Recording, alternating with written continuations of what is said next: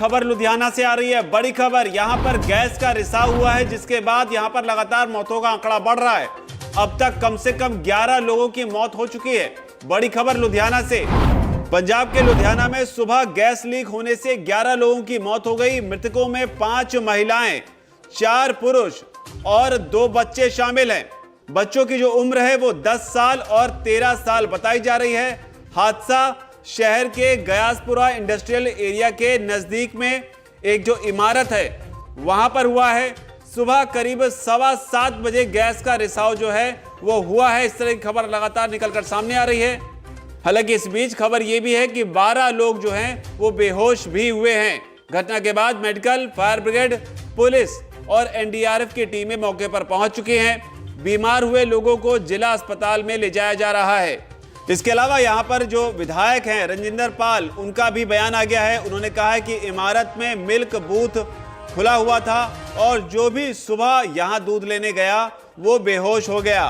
प्रशासन ने इमारत के आसपास करीब 1 किलोमीटर के इलाके को सील कर दिया है। तो ये बड़ी खबर लुधियाना से। आपको बता दें कि रिहायशी इलाके में बनी इस बिल्डिंग के 300 मीटर के दायरे में कई लोग जो हैं बेहोशी की हालत में भी मिले हैं। आसपास के घरों और ढाबों के लोग भी बेहोश हुए हैं। प्रशासन ने ड्रोन की मदद से आसपास के इलाकों में सर्च ऑपरेशन भी चलाया है और इसे लेकर लुधियाना के जो पुलिस कमिश्नर मनदीप सिद्धू हैं, उनका भी बयान आया है। उन्होंने कहा है घटना वाली इमारत से सभी लोगों को निकाला जा चुका है।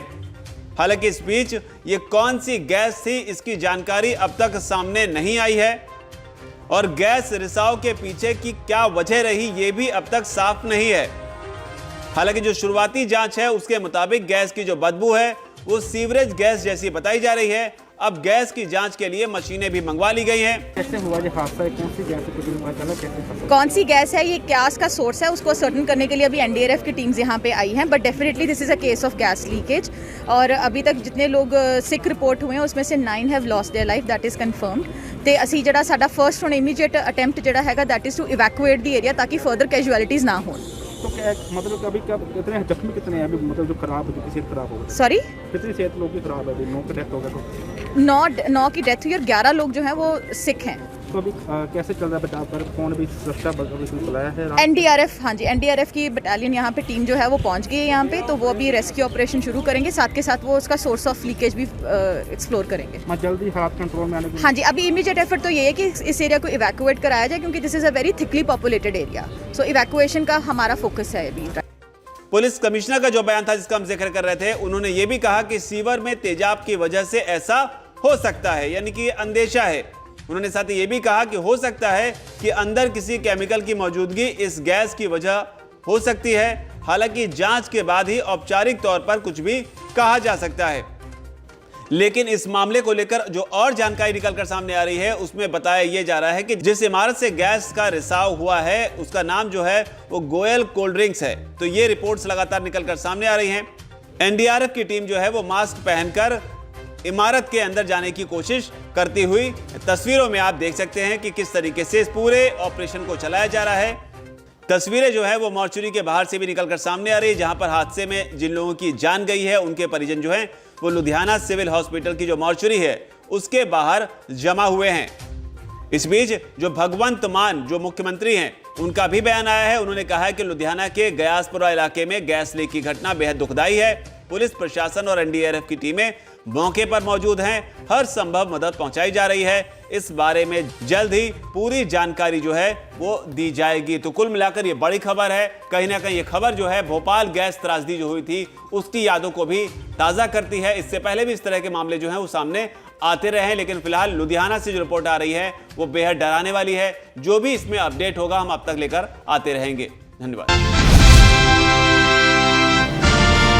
संजीवनी घोटाले को लेकर मुख्यमंत्री अशोक गहलोत और केंद्रीय मंत्री गजेंद्र सिंह शेखावत के बीच लगातार जुबानी जंग जारी है और इसी बीच प्रदेश के चित्तौड़गढ़ से एक बड़ा अपडेट सामने आया। दरअसल यह बीजेपी की जन आक्रोश रैली हुई थी जिसमें जनता को संबोधित करते हुए केंद्रीय मंत्री गजेंद्र सिंह शेखावत ने अपने भाषण में मुख्यमंत्री अशोक गहलोत को राजनीति का रावण कहकर संबोधित किया था। महिलाओं की अपराधी सरकार को उखाड़ करके फेंकना है कि नहीं फेंकना है? राजस्थान में से किसानों की हत्यारी सरकार को उखाड़ करके फेंकना है कि नहीं फेंकना है? राजस्थान में युवाओं के भविष्य के साथ खिलवाड़ करने वाली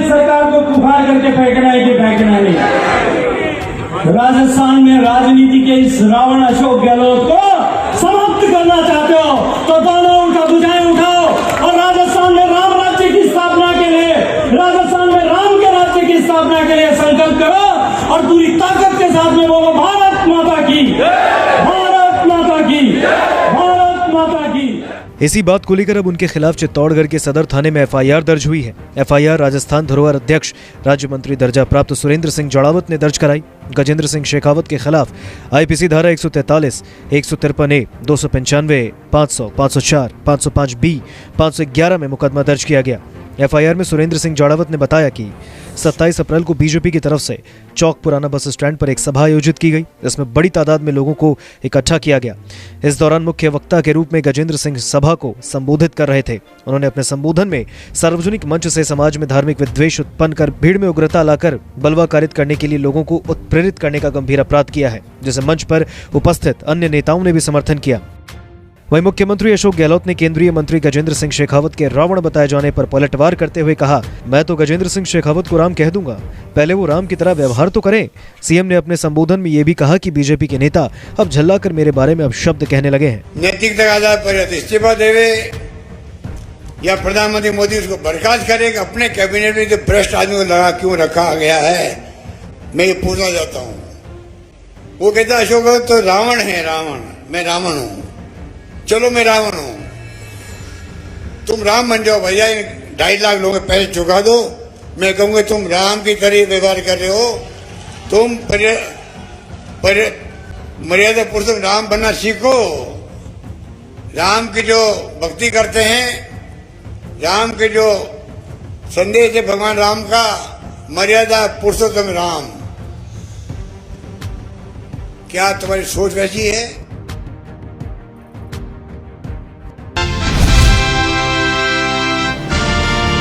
2024 चुनाव को लेकर बिहार में सियासी पारा चढ़ा हुआ है। इसी कड़ी में बीजेपी प्रदेश अध्यक्ष सम्राट चौधरी ने नीतीश सरकार के खिलाफ जमकर मोर्चा खोला और एक के बाद एक कई गंभीर आरोप लगाए। इतना ही नहीं, इस दौरान बीजेपी नेता बड़ा दावा करते हुए नजर आए और उन्होंने कह दिया कि नीतीश सरकार ने डीजीपी को चूड़ी पहना दी है और अगर उनके हाथ से चूड़ी नहीं हटाई जाएगी तो अपराध पर लगाम नहीं लगेगा।